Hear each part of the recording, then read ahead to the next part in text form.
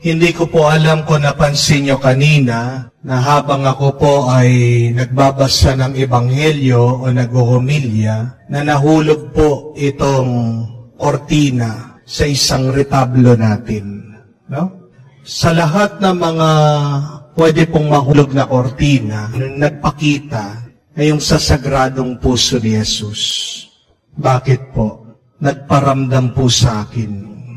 Kasi po, 10 years ago, nung ako po ay maordin na pari, ang aking pong vestment at ang tema po ng aking ordinasyon ay ang sagradong puso ni Jesus. Nagparamdam po. Sinabi niya, parang nakalimutan mo yata ako, sabi niya.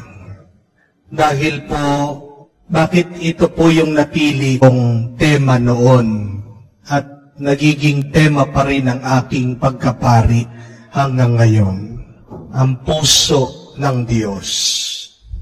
Dahil nung panahon po, na hirap po kami, wala po kaming makitang pambayad, matrikula, nung ako'y nag-aaral sa seminaryo at naalis pa po sa trabaho ang aking ama.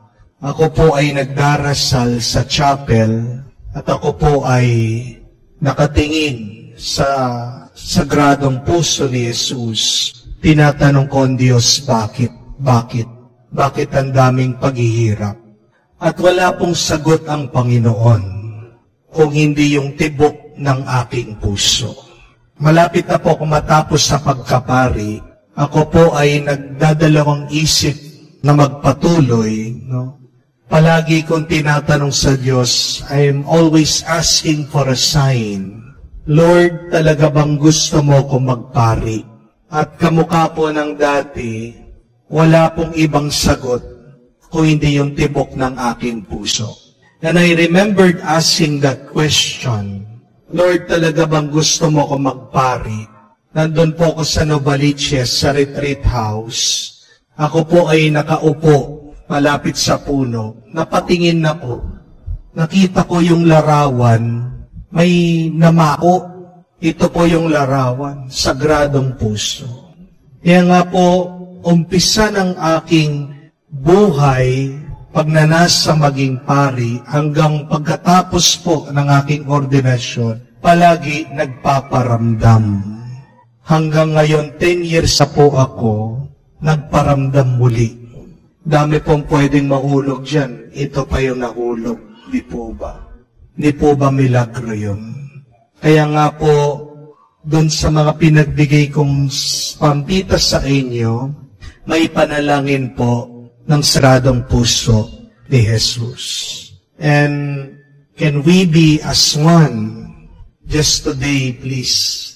Pray for me, let us pray for one another. Lumuhod po tayo, sabay-sabay po natin pagdasal itong panalangin ng Sacred Heart of Jesus. Tayo pong lahat.